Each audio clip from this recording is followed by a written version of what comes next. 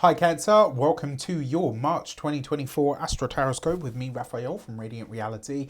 It's an absolute pleasure to have you. Thank you so much for being here. Thank you so much for joining me. Quick note, these readings are for your Sun, Moon and Ascendant sign, but if you're only going to watch one, make sure it's for your Ascendant. It's going to be that much more accurate for you on the day-to-day level.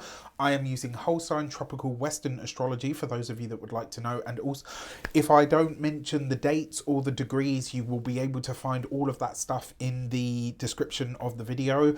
Sometimes I'm too in it to kind of remember what degree and stuff it's happening at or the date for the lunations. I don't know why, I always seem to forget those. But with that said, you will be able to find all of that there. I would like to bless my decks of cards with all forms of love, light, peace, prosperity and abundance, and I pray that the messages that come through are ultimately clear and concise.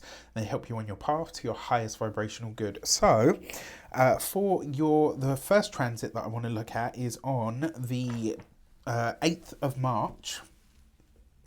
Mars in Aquarius is going to square Uranus in the sign of Taurus. Now, this is a pretty big deal because it's quite an explosive energy.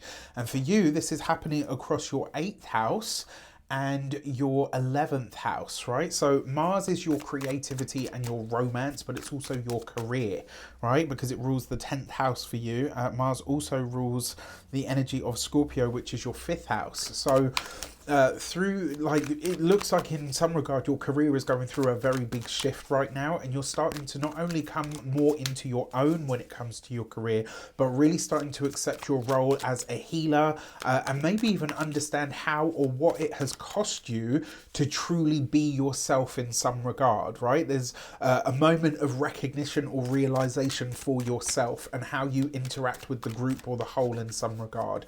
Mars in the 8th house can bring a very sexual energy rushing forward. It can also heighten your experience of release, certainly on a psychological level. So, and you know, in Aquarius, you might find that through friendship connections or people that you know, maybe you feel like communicating more about the hardships or the challenges that you faced. And through that speaking about it, it becomes a very cathartic thing. Maybe you start an online journal of some sort. It gives you a powerful sense of how your future can be if you are willing to make some of the hard cuts now, or maybe just to have some of the hard conversations. Remember, your 8th house as well is other people's money, finances, resources, debt, and taxes, but the 8th house is also your deep psychological makeup and the occult. So this could be through, you know, some kind of psychic or spiritual means as well.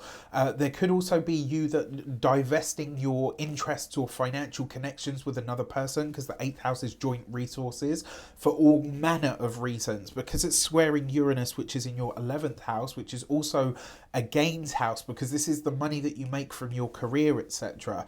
So big stuff going on here and because it's in a square to Uranus, the planet of change and rebellion, shock, upheaval. In your 11th house, you might make a breakneck speed change that leaves a lot of people kind of scratching their heads as to, okay, what the hell just happened here and why have you made that move? It doesn't always have to make sense to everybody else, right? Uranus is the ruler of where Mars actually is at this moment in time, certainly in modern astrology. Uranus rules Aquarius. So in a way, there's an energy sort of exchange that it's maybe not necessarily harmonious because it is a square. It's an energy that makes you uncomfortable enough to say, okay, I'm going to do something about this. It does suggest marching ahead, whereas Taurus says, what's the most efficient and practical way to do this that is materially stable or creates stability? It really is like an interesting interplay of energies here. And once it's all said and done, I think it will make sense to everybody else, but not before then. For this, you have the 10 of Cups. So whatever this future goal or plan is, I think you realise that you're going to have to break a few eggs to make an omelette, as the saying goes. You got this with the 10 of Swords. So 2 10s represents change, and usually a big change at that. This could be a big change that happens within the home or within the family, because the 10 of Cups is the home. And you've got this with the Devil card, right? So the Devil card with the 10 of Swords Actually, that is kind of a really good way to see Aquarius, Mars square Uranus, because the Devil card is what we hold too rigidly to, and the Ten of Swords is an ending. So there's some kind of completion that shows up here in the way that you are connected to or tied to others that really provides a lot of freedom. It is going to be a big change though, and whatever is implemented as a result of this transit on the 8th of the month, I don't think there is any way back from this, right? And I say that because it's the Ten of Swords. Whenever we see that card, we know this is a finite end. It's a completion. It's a, this is it. It's done. Something new will take its place. Absolutely. There can be rebirth and regeneration, but whatever this was, this comes to a completion now. All right, so on the 14th of the month, the moon is going to conjunct Uranus, and obviously they're going to be like, I think it's like a 7-degree orb away from Jupiter. So I'm still calling this a triple conjunction, right? All of this for you is happening in your, is that the right one?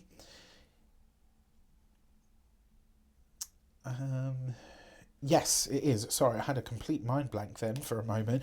So for you, this is happening in your 11th house, right? Now, I don't know why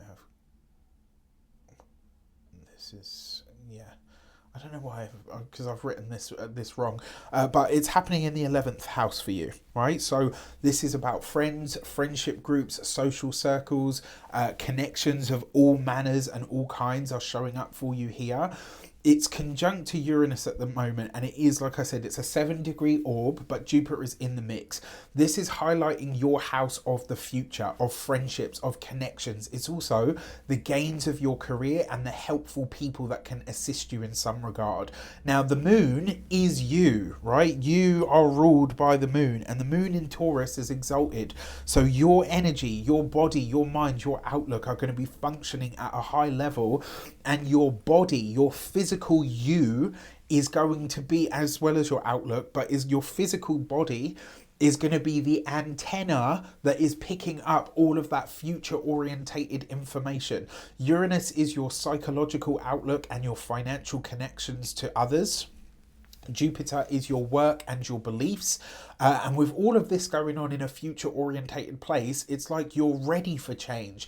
It feels to me like you are, but you're also just waiting on the glimpse, like your intuition is kind of waiting for the next transit that I'm talking about. And you'll see this. It's so funny because Gemini had this show up in a roundabout way as well. The vision will come, but this pile up shows you where your life can't stay the same anymore. And it starts with you being sort of really honest about how your daily life either is or isn't showing up for you. And then like seeking to really shift or to change that in some way that is revolutionary, that's out there, that's different, that effectively feels, like I said, a lot of this stuff that's happening for you this month, I think a lot of people will be scratching their heads like, what, Cancer might have gone off the deep end here, but it's not. You're listening to something that only you can hear at the moment, and there's nothing wrong with that. The connections that, do you hear voices? Does Elvis talk to you? If you know where that's from, we are besties, right? Like, do you see spots? Does Elvis talk to you? If you know what film that is from, we are definitely besties, right? And bonus points to anybody that gets that in the comments. Jokes aside, it's also filled with people and connections that want to help create security for you in the ways that you absolutely crave. But it is going to come with people that will disrupt things for you, right? For this, you've got the Knight of Cups, so it's likely to be an offer that comes in. It will be an offer, an opportunity, maybe a declaration of some sort. This with the King of Swords, very likely to have a lot to do with your work or your career. And whatever offer is coming in for you or being made to you, it is one that we would consider official, right? So it might come with paperwork, it might come with like, all the whistles and bells and all of that good stuff. And you've got this with the Ten of Wands. So there's an element of this that kind of says to me like the only way out is through. And by taking that path, you really will find yourself in a position to truly move forward. You'll be in a space where you really can kind of say, okay, you know what? This is going to be good for me, right? That Ten of Wands with the King of Swords, though, it might be that whoever steps in to help or to assist you, it might feel like they give you more work to do, right? And it's not so much that they're here to make things easy for you. It's that whatever they are here to offer you, or the support that they're offering you, has the desired effect. So the results are promised, but the easy path to it, not so much. All right, on the 17th of the month, Neptune comes into a conjunction with the Sun, right? This I actually think is going to be lovely. It's a very spiritual energy, and for you this is happening across your 9th house and your 11th house, right? So because, well, this conjunction in particular is happening in your 9th house. This is a very spiritual energy. The Sun for you so the Sun rules Leo, which for you is occupying the 2nd house. Neptune rules Pisces, so it's in its own house of the 9th house. But there's also self-worth and possessions that you find in the 2nd, and Neptune being spirituality, sympathy, transcendental energy. This is all in the space of beliefs, teachers, mentors, coaches, gurus. One of those could feel something like pathos towards you at this time, and it might suggest that you offer some kind of help that on the surface seems like one thing, but you come to realize later this comes from a really deep well of care for you specifically. So there could be so as an example, let's say you're in a class and you've got something going on and a teacher reaches out to you and they offer you something. This isn't that they're trying to hit on you. It's not anything inappropriate or untoward, but you might realize very quickly, wow, this is you don't just do this sort of stuff for just anybody. You're going out of your way to help me in some regard, and so you feel like, wow, you know what, this person, mentor, coach, guru, teacher, all of that kind of stuff is actually really, really supporting me in some way. This is like the sun shining through a magnifying glass, right? So the sun, Neptune is the magnifying glass. And I feel like this will be more clarity than confusion, but because it's in the 9th house, right? So for most people, this might not be as clear an experience, but because it's in the 9th house, how you connect to the cosmos, your beliefs, your spirituality, your religion, your personal spiritual practices is all the 9th house. It might have something to do with this, right? Your spiritual outlook could really be the thing that clarifies what this is for you. There's something here where it speaks almost like directly to the light of your soul, which is very powerful. Now, it could also be an international connection that assists you in creating wealth for your future. Some of you, it could also be that it helps you understand yourself at a level that allows for self-reverence and love. Just absolutely beautiful, right? You've got this with the 5 of Swords, the 2 of Pentacles, and the Justice card. So where there are hard conversations to be had around money, finances, and resources, the 5 of Swords with the 2 of Pentacles can also show up as a dispute over resources, because the Justice card is here. This could be not only a financial commitment or contract maybe that is dissolved because you realize it's not right or it's not astute. So, and this could actually be that a teacher, a mentor, a coach, a guru, or because the 9th house is legal matters and proceedings, it could also be that what's the word that I'm looking for? It could be that one of those people, like a lawyer, a solicitor, a legal advisor, etc., really takes a shine to you and says, look, you know what, I'm probably not, it's not that they're not meant to give you this information. It's more that they're going above and beyond to help you in some way. And I think this is because of the grit that you demonstrate in some regard. So I love this. I will say, if you've got any contract negotiations going on at this time, play hardball, all right, especially around money and finances, because that 2nd house is indicated by both the Sun and obviously the 2 of Pentacles is a money card. So all things to consider. And then finally, on the 21st of the month, Venus, so the Sun will be in Aries at that point, Venus is going to come into a conjunction with Saturn. Personally, I really like this. This is also happening in your 9th house. So here we see Venus again working her mojo, but I like that she's softening the harshness of Saturn, bringing a soothing or healing balm, right? But it's more like she's smoothing the rough edges of the rock. Venus for you represents friends and your home and family, right? So friends in the 11th house, home and family in the 4th. Saturn is your relationships and your because it's Capricorn and it's also Aquarius, and also your resources from and through other people. They are nicely supported by the sextile to Jupiter, right, which I'm really here for, because it provides the opportunity, and it's potentially opportunities that come from overseas connections or through other people. What's true here, though, is that it's also like it could have a lot to do with your living situation, or that it might come to or through a family member. And if that's the case, remember it is Saturn, so you'll be expected to show up in some way. Whatever you agree to, make sure that you're going to show up. Make sure that you're going to come through in the best way that you possibly can. With that Saturn energy, there is a grandness to it, but not like in a Jupiterian way, although Jupiter's in the mix, kind of shoring all of this up. So all in all, I actually really like this conjunction. I think it could go a long way to forging a long, healthy, working relationship in some regard.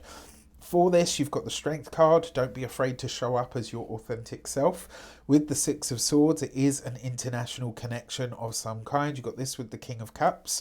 So the King of Cups is an archetype of you in some regard. Speaking of the King of Cups, if you haven't got yours yet, my All About the Court Cards course is up and out there for your purchasing pleasure. You can get that on the link in the description box below.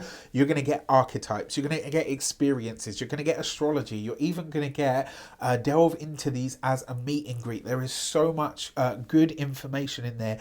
It's in easy digestible chunks, and you do all of this in your own time. It's completely self-paced. It's all done in your own time at your own pace. And I tell you, you're going to be able to use this stuff immediately, right? I've created really short, sharp bursts of information that you can literally take from that day and start inserting into your reading. So if you've ever had trouble with the court cards and thought, oh, like there's a lot going on here, or maybe your readings go really well, and then when you get a court card, they kind of fall apart, this is going to help you. That King of Cups could be an interaction with a very psychic or a very spiritual person overseas on the Six of Swords. It could also be that you are having to show up in a way that you haven't before, and maybe it's nerve-wracking. Maybe you're feeling like a bit like, oh, I don't really know how to do it. Like there's all of this going on, but don't worry about that. Don't worry about the trepidation. This could be absolutely brilliant. So in terms of your lunations, you have you've got the new moon. So let's get rid of this. You'll have the new moon, and sorry, I've forgotten the date. I can't remember what the Pisces one is. I remember the Libra full moon lunar eclipse though, because it's on my mum's birthday. So you've got the new moon in Pisces in your 9th house. And that's, this is effectively a reboot of your beliefs, but it's also, because the 9th house is very lucky. So this could be a fresh start, but a fresh start that happens to be a lucky break of some sort, where people are seeing either a different side of you, or you are reaching a bigger sort of number or group of people. Now we can say that because the 9th house represents your publishing. It represents your, publishing, YouTube, books, blogs, anything that you're sort of putting out into the social media sphere. It's 9th house and 11th house stuff. So that new moon for you, you've got the gate 17 and opinions. And the message behind this card is, don't lose sleep over the opinions of sheep. All right? So in that regard, you've got to think a bit more like Leo. The other thing with this card as well is to remember it is just an opinion. And everybody, whether we agree with them or we like them or not, is irrelevant, right? Even if we think your opinion, whoever you might be, right? Even if you think your opinion is wrong, whether that's yours or somebody else's, it is yours and you are entitled to that. It may not be nice, it might not be what we would consider societally the right one, but it is yours. And everybody, you know, it was one thing like Optimus Prime said in Transformers, and I always loved this quote. It really spoke to me. And I think that's because I'm an Aquarius, but he said, you know, freedom is the right of all sentient beings. And I really, really like, even just now I said it like I felt the shiver, right? Because it's true. Even if I don't agree with your opinion, you have a right to it. Who am I to take that away from you, right? Unless it's actively, and I'm not talking about like, oh, this is triggering me because you're, you know, it's not all about that. I'm talking about if this is actively harming somebody else, then maybe at that point we have to look at it. But beyond that, even if I disagree with it, your opinion is yours and you are entitled to it, right? I don't care what anybody says. If you don't like that idea, you know how to unsubscribe. 4, the full moon lunar eclipse. This is so Cancer, sun, moon, or ascendant. You are in the thick of those 4th house, 10th house eclipses. This shit is no joke, right? These 4th house, 10th house eclipses are no joke. I've just come out of this myself. I'm glad to be shot of it. That Taurus Scorpio axis was brutal, darling. Yes? No, thank you. Full moon lunar eclipse in the 4th house. Home, family, property, real estate. Could be a change of home. Could be a release of, you know, an elderly family member. I really hope that's not the case, but it is a possibility. You know, a full moon lunar eclipse in the home and environment sector, and also in your deep emotional sector.